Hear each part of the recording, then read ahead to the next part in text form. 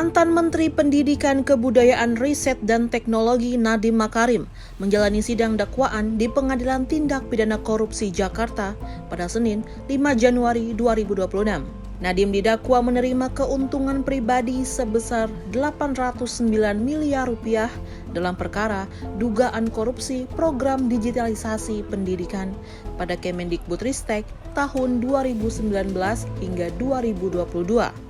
Telah mengakibatkan kerugian keuangan negara sebesar 1.568.682.662.716 rupiah,74 sen.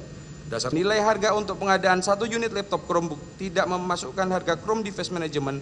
Oleh karena itu, menambah kerugian keuangan negara sebesar $44.054.426 dolar Amerika Serikat atau setidaknya sebesar 621.387.678.730 rupiah.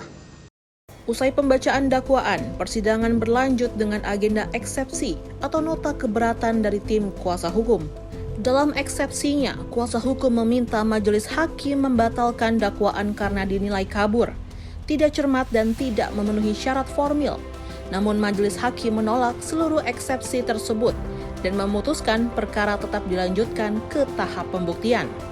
Memasuki tahap pemeriksaan saksi, jaksa menghadirkan saksi-saksi dari berbagai pihak, mulai dari pejabat Kemendikbudristek, mantan staf khusus menteri, auditor, ahli, hingga pihak penyedia barang dan jasa.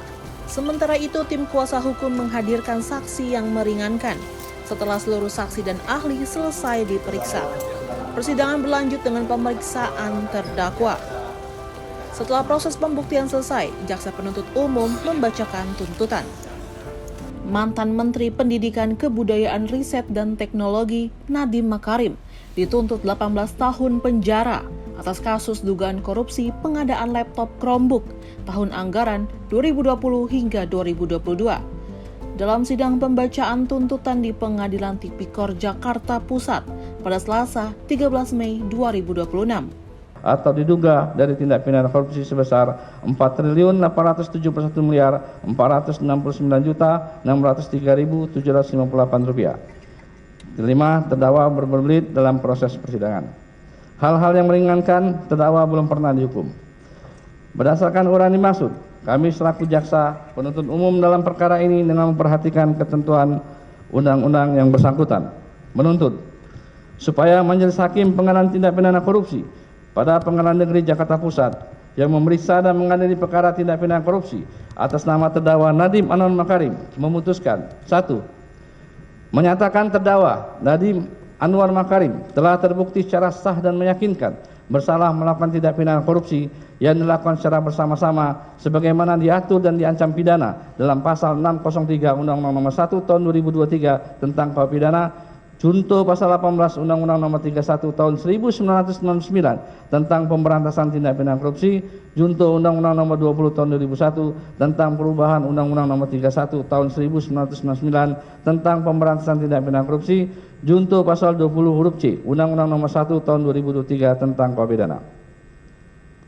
2. Menjatuhkan pidana terhadap terdakwa Nadiem Anwar Makarim. Oleh karena itu dengan pidana penjara selama 18 tahun dikurangi selama terdakwa berada dalam tahanan sementara dengan perintah terdakwa segera ditahan di rumah tahanan negara.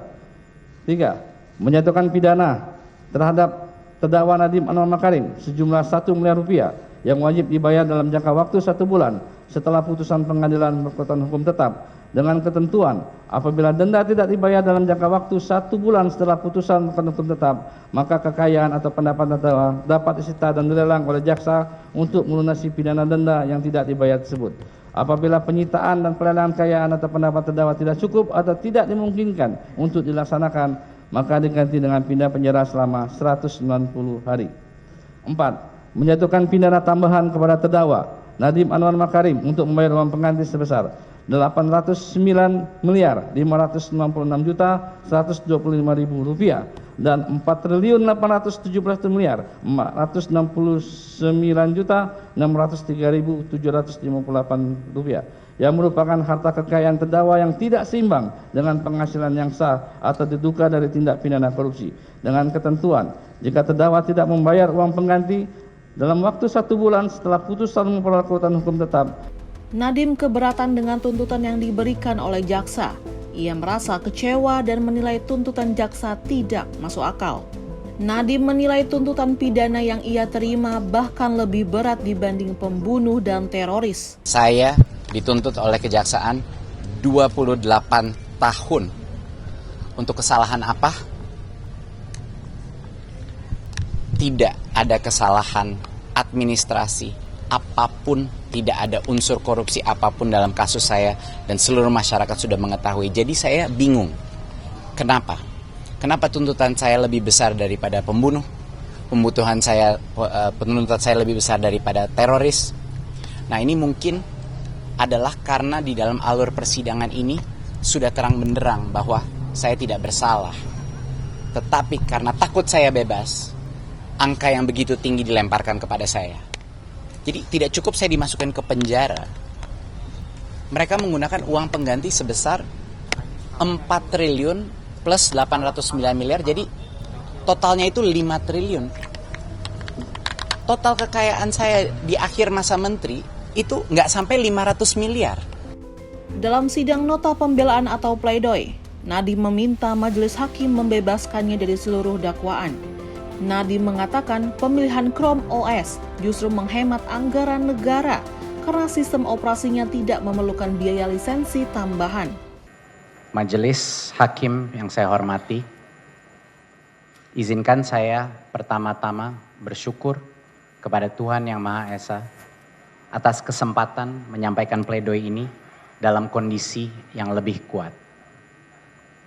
Saya berterima kasih kepada majelis hakim yang telah berkenan memberikan saya kesempatan untuk menjalani perawatan medis di rumah setelah menjalani operasi saya yang kelima.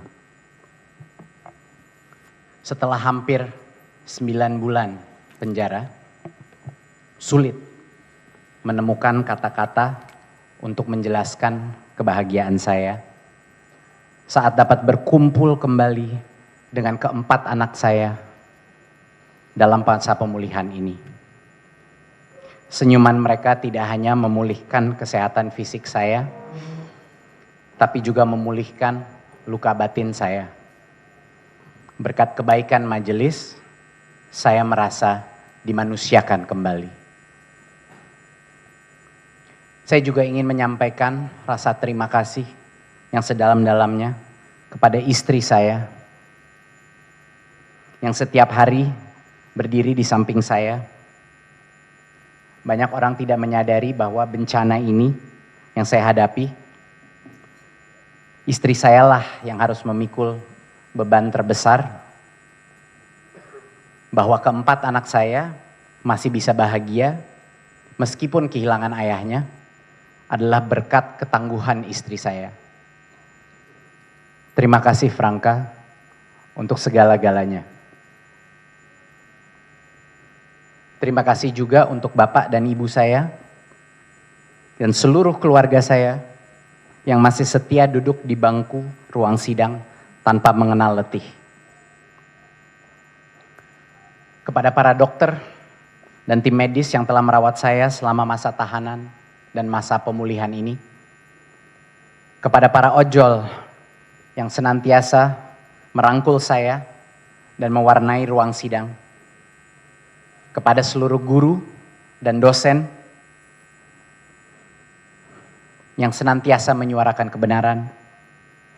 Dan kepada para mahasiswa dan alumni Kampus Merdeka yang senantiasa menyemangati saya. Terima kasih juga untuk tim penasehat hukum yang pagi, siang, malam tidak kenal letih. Dan saya juga ingin menyampaikan apresiasi khusus kepada para guru-guru besar di universitas kita, kepada tokoh-tokoh hukum dan anti korupsi, yang telah turut prihatin dan bersuara untuk keadilan. Izinkan saya juga menyampaikan penghormatan saya kepada Bapak Presiden Prabowo Subianto, Bapak Joko Widodo, Bapak Susilo Bambang Yudhoyono, dan Ibu Megawati Soekarno Putri, para Presiden Republik Indonesia yang bersama kita hari ini. Berkat warisan demokrasi yang mereka perjuangkan, pada hari ini saya dapat berdiri di hadapan Yang Mulia Majelis Hakim untuk menyampaikan pembelaan saya sebagai warga negara. Sebuah hak yang merupakan salah satu pilar paling berharga dari Republik yang kita cintai bersama. Dan tentunya saya ingin berterima kasih dari lubuk hati terdalam kepada segenap masyarakat Indonesia yang telah mengikuti sidang ini, yang membantu membuka kebenaran dengan caranya masing-masing. Oleh karena seluruh dukungan dan doa ini, pada hari ini saya tidak berdiri sendiri.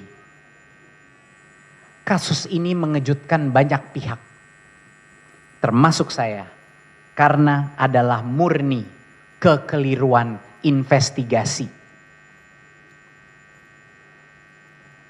Majelis Hakim yang terhormat, kebijakan kementerian untuk memilih Chrome OS yang gratis secara mutlak telah menghemat pengeluaran negara Indonesia setidak-tidaknya 3,9 triliun rupiah. Angka yang jauh di atas dugaan kerugian negara. Seminggu kemudian, jaksa penuntut umum membacakan replik atau tanggapan atas pledoi Nadiem. Jaksa meminta majelis hakim menolak seluruh pembelaan terdakwa.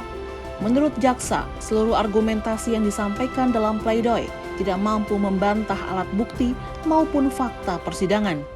Berdasarkan seluruh jawaban penuntut umum atas nota pembelaan pledoi tersebut di atas, penuntut umum berkesimpulan nota pembelaan atau pledoi, baik yang diajukan oleh tim penasihat hukum maupun oleh terdakwa sendiri, tidak mampu meruntuhkan dakwaan dan tidak mampu melumpuhkan satupun fakta hukum yang telah terbukti secara sah dan meyakinkan di persidangan.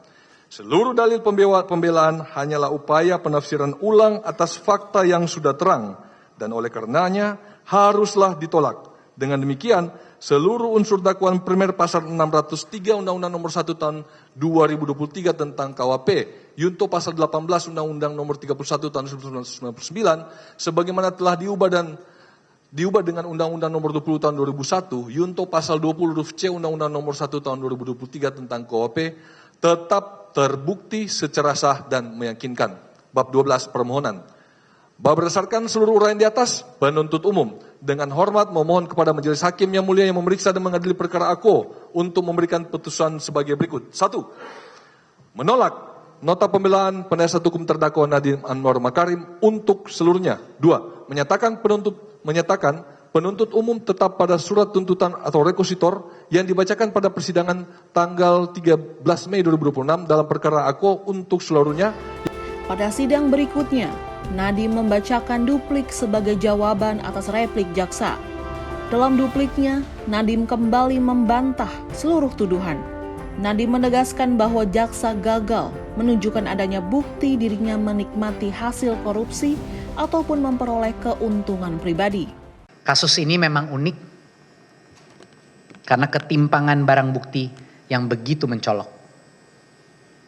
Seluruh interaksi saya dengan tim saya tercatat dalam semua grup WA sejak menjabat.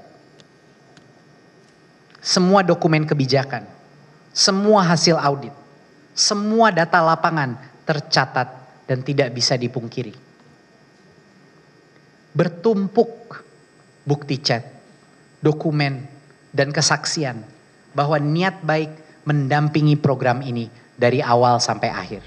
Setelah mendengarkan duplik, Ketua Majelis Hakim menyatakan sidang pemeriksaan telah selesai dan Majelis Hakim akan memasuki tahap musyawarah untuk menyusun putusan. Kini tiba saatnya Majelis Hakim dengan hati yang jernih dan keyakinan yang teguh untuk bermusyawarah menjatuhkan putusan dan menyerahkan seluruh keadilan melalui pembacaan putusan.